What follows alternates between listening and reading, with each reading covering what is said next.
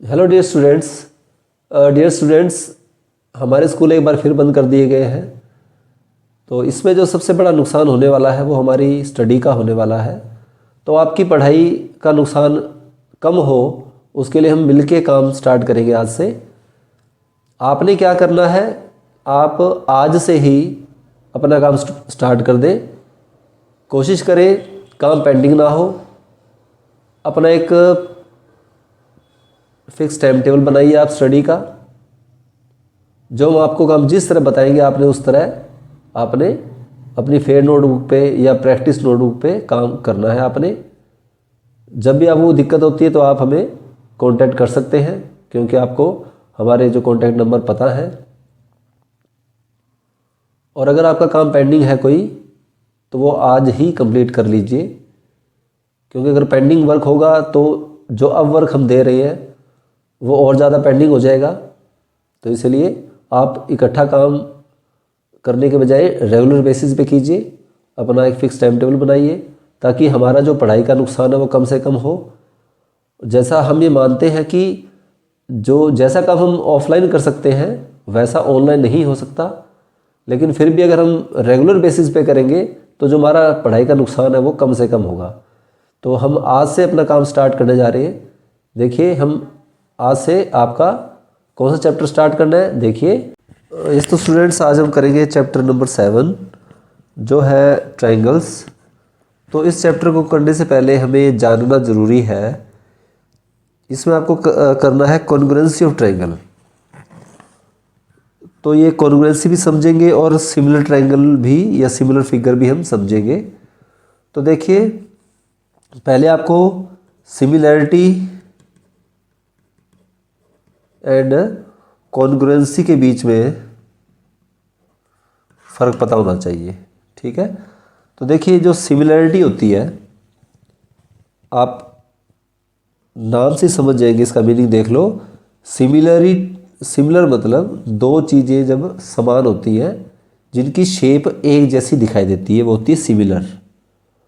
और जो कॉन्ग्रुएंसी होती है यानी कॉन्ग्रुएंट होती है वो जो दो चीज़ें या दो फिगर्स एग्जैक्टली शेप में बराबर हों।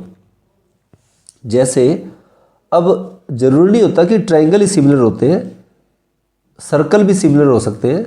जैसे देखिए, अब ये सर्कल है, इसका मान लीजिए रेडियस 1 है, 1 सेंटीमीटर। अब एक और सर्कल मैं बनाता हूँ, मान लीजिए ये 1.5 है। तो ये देखो, ये वाला इससे बड़ा है। एक और बना लेते हैं, ये वाला मान इसका रेडियस 2 सेंटीमीटर है। तो देखो, ये सबसे बड़ा है, बट ये तीनों ही सर्कल्स सिमिलर हैं। इनकी शेप जो देखने में एक जैसी है बट ये इक्वल नहीं है।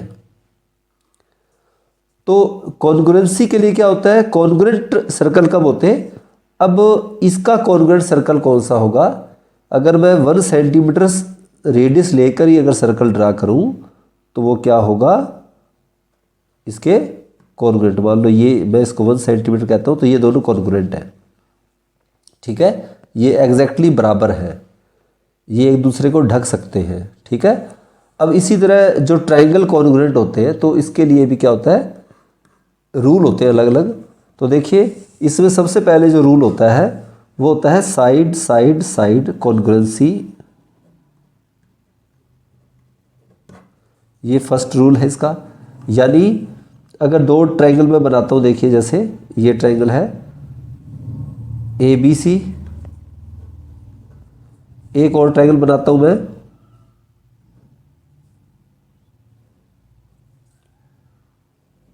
इस तरह DEF। तो ये ट्रायंगल इसके कॉन्ग्रुएंट कब हो सकता है, जब देखिए, अब इसके नेम भी हम इस तरह लिखेंगे, triangle ABC and triangle DEF। हमने नेम की भी जो सिमेट्री है वो ध्यान रखनी है। देखो, इसमें कॉरस्पॉन्डिंग साइड्स होती है, जैसे AB की कॉरस्पॉन्डिंग DE, AB की कॉरस्पॉन्डिंग DE, कॉरस्पॉन्डिंग है ये। अब ये देखो, BC इसके बाद है, BC की कॉरस्पॉन्डिंग EF, BC की कॉरस्पॉन्डिंग EF। ये इक्वल नहीं बोल रहा मैं, ये मैं कोरस्पोंडिंग बोल रहा हूँ, जो कोरस्पोंडिंग है। उसके बाद में थर्ड AC और इधर DF, AC के कोरस्पोंडिंग DF, ये कोरस्पोंडिंग साइड्स है। अगर ये कोरस्पोंडिंग साइड्स बराबर होंगी तीनों, तब ये दोनों ट्रायंगल क्या होंगे, कॉन्ग्रुएंट होंगे।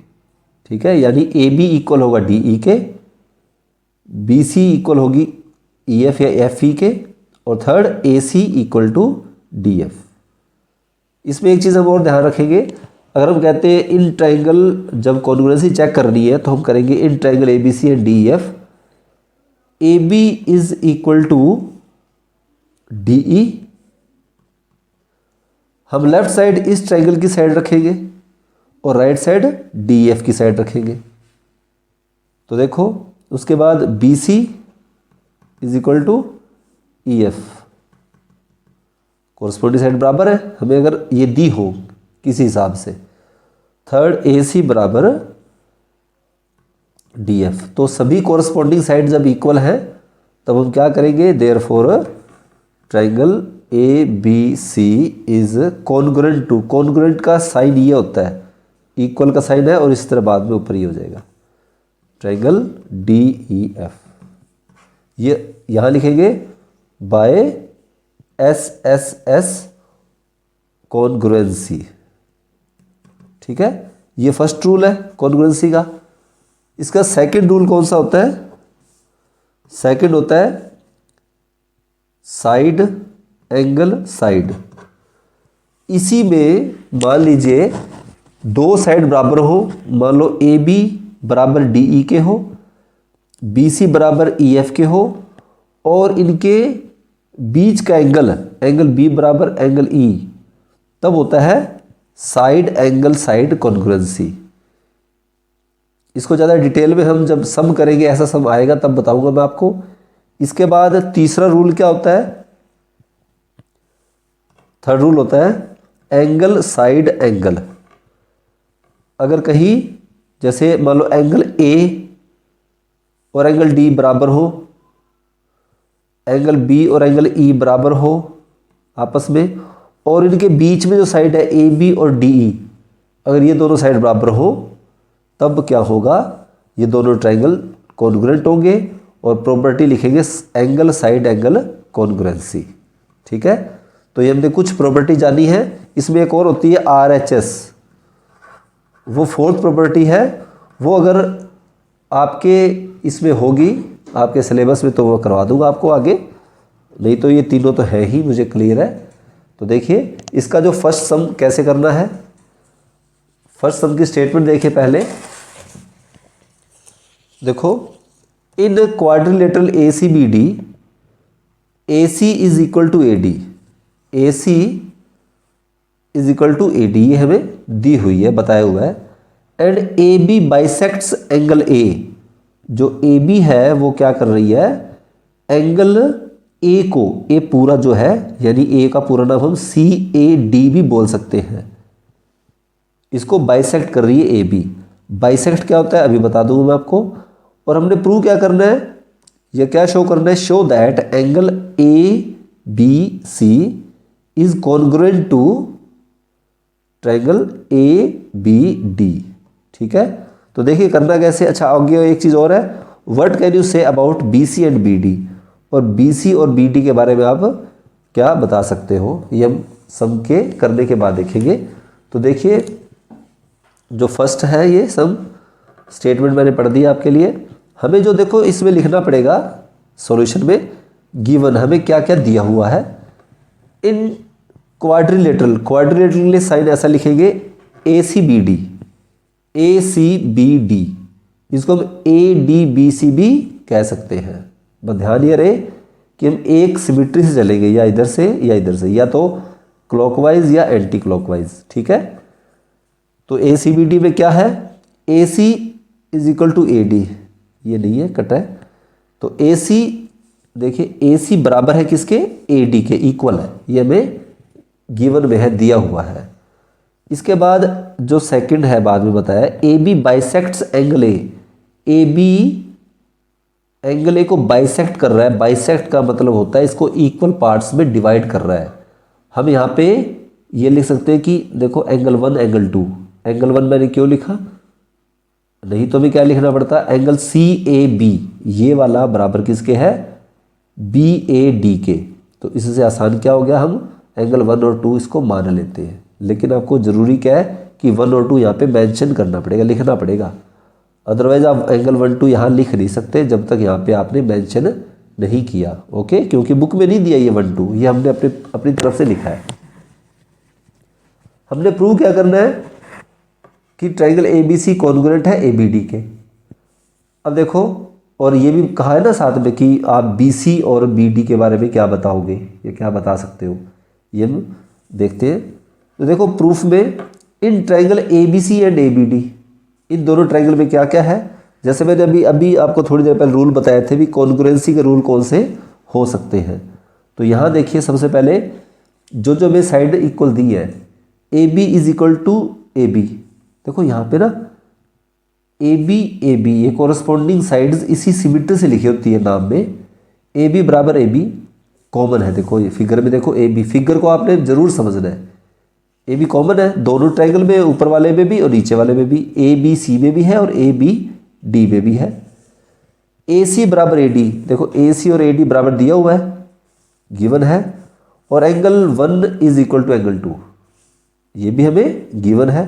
तो देखिए दो साइड, दो कॉरस्पॉन्डिंग साइड बराबर दी हुई है और उनके बीच वाला एंगल, देखो यहाँ लिख देता हूँ। देखो ट्राइंगल, आप ध्यान से देखो AB दोनों में है और ABC में ABAC होगी ना, देखो AC, इनके बीच का एंगल 1 है। और जो ट्राइंगल ABD है, AB और AD ली थी, AB और AD इनके बीच का एंगल कौन सा है, एंगल 2। तो दो साइड्स और उनके बीच वाला एंगल बराबर है, तो कौन सी प्रॉपर्टी से ये कॉन्ग्रुएंट हो गए, कौन सी से, साइड एंगल साइड, यस। तो therefore triangle ABC is congruent to, अब कॉन्ग्रुएंट का साइन ये है ना, is congruent to triangle ABD by side angle side congruency, ऐसे आपने लिखना है। उसके बाद देखिए BC और BD के बारे में बताना। देखो BC और BD, यहाँ देखो BC और BD है ना, BC BD, तो ये दोनों क्या होंगे, अगर दोनों ट्राइंगल कॉन्ग्रुएंट हो गए तो हमें पता है कि अगर दो ट्राइंगल कॉन्ग्रुएंट होते हैं तो उनकी कॉरस्पॉन्डिंग साइड और कॉरस्पॉन्डिंग एंगल इक्वल होते हैं, यस और नो। तो देयरफॉर लिख देंगे BC is equal to BD। इसका रीजन क्या होता है, by corresponding part of congruent triangle, इसको शॉर्ट में लिखते हैं corresponding C part of congruent triangle by CPCT, short में ऐसे लिखेंगे, ठीक है। तो आज हम फर्स्ट सम भी करेंगे।